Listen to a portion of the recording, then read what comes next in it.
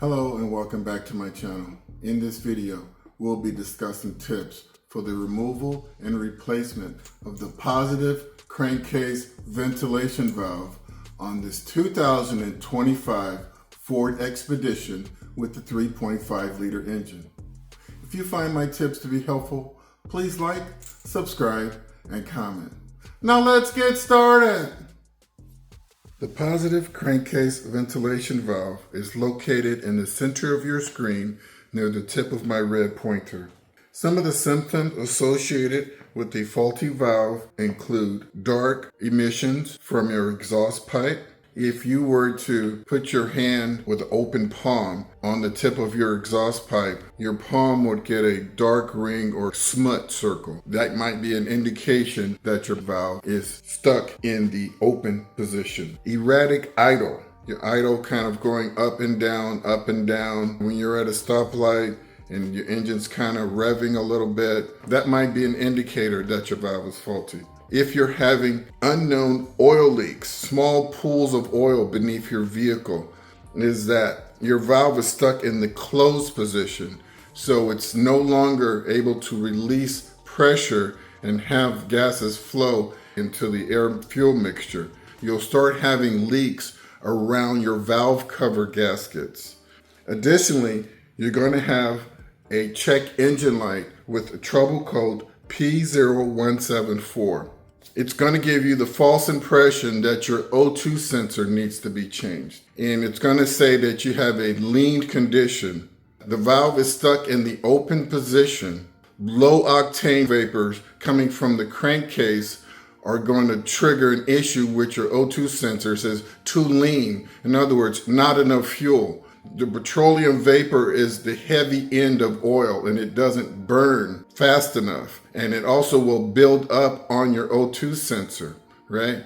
Before you check your O2 sensor, check your positive crankcase ventilation valve, okay? This is a serious pro tip for you guys. So what does this part do? This part is a one-way check valve that routes harmful crankcase gases through the combustion chamber to be burned as part of the air-fuel mixture. Some of the supplies we'll need for this task include a positive crankcase ventilation valve, and also I'm going to recommend that you guys have some carburetor cleaner because this valve is so easy to access. It's possible that you could simply reach in, take the valve out, clean it, put it back in, and have it work for another, 30,000 miles.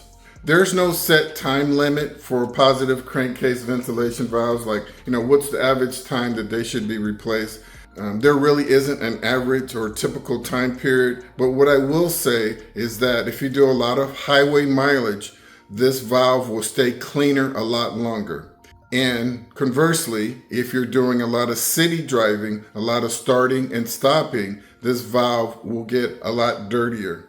Well, what'll happen is the car will get partially warmed up, you'll build up some crankcase vapors, and then you go park the vehicle instead of allowing those vapors to get sucked through the combustion system.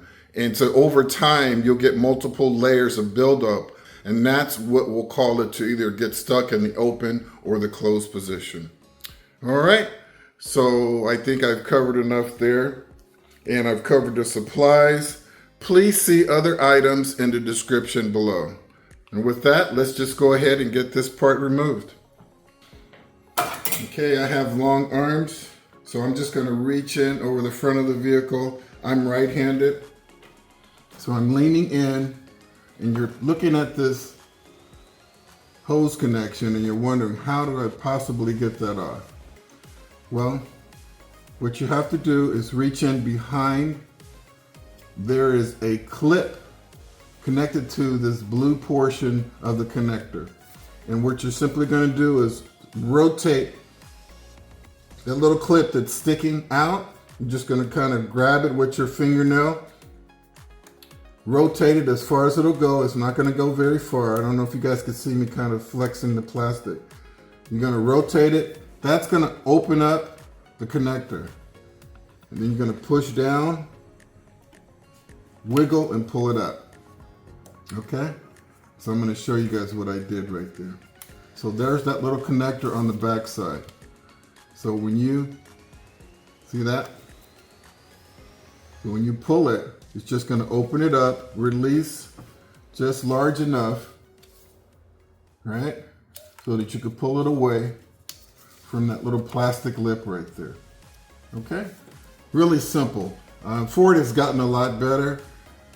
A couple of years ago, these clips were impossible to take off. People were breaking them left and right, and I'm sure they got a lot of complaints. So they changed their design, and I have to say that this design is much, much improved. Okay? Inspect this hose. Make sure it doesn't have any cracks. With a very firm grip, you're just going to rotate this in a counterclockwise direction. Okay? So shake and turn at the same time. There you go. If you shake and turn, it's just going to break free just like it did. Shake, and there you go. There you have it. That is your valve. So let's just go ahead and give it an inspection. There's that hose connection right there. You don't want to have any cracks here. You want to get a good seal. If not, you know, you could be leaking oil here and down and onto the engine. All right. Next, you're going to look at your O-ring and just make sure it's pliable. I always like to just use my thumb, press in on it. Okay. If it's very hard or brittle, this needs to be replaced. Okay. I would not recommend replacing this O-ring because this is so easy to access and this part is fairly inexpensive. Okay. So I wouldn't replace the O-ring, just replace the part. Okay. So now we're getting to the nuts and bolts here. Inside you have a spring that has a certain weighted pressure. Okay, it moves only after so much pressure is applied or built up from the crankcase, right? It kind of opens up. And just starting up, you're going to have very high vacuum, right? And so the high vacuum is going to open this up and it's going to allow vapors to flow through into the intake, which makes the mixture a lot richer. That combined with the fuel to be burned as part of the air fuel mixture. Okay, and this is the sound you should hear. Okay, so this valve is working perfectly. If you took this valve out and it wasn't rattling, what you could do is use some Carb choke parts cleaner. Okay, shake and just spray it inside there. And you might want to have some protective glasses on when you do it, okay? Shake it both ways, you know, some kind of holding it. And that's it. Do that maybe 3 times. And you'll see a noticeable difference in the rattle, okay? This one was already clean, so you're not gonna notice that much. Okay, that's really all I wanted to show you guys. So let's go ahead and get this reinstalled. There's no special trick to it. I'm gonna reach in. And you'll notice it'll turn and then it'll kind of just drop down, okay? See, like that. Shake, turn, then it dropped in. Okay, after that, you're going to just push and lock it in like that, okay? So push and lock it. Did you hear that? So it just locked. And now if I were to try to turn it, it won't turn. But if I turned really hard and shook it, it'll open, it'll come off. See that? There you go. Next, what you're gonna do is spin that around. Spin it around, get it on place, push it down, lock it, pull back on it a couple times to make sure it's locked, and there you have it. Well, folks, that wraps up the removal and replacement and troubleshooting of the positive crankcase ventilation valve on this 2025 Ford Expedition with the 3.5 liter engine. I hope you found my tips to be helpful. Please like and subscribe. And until next time, drive defensively.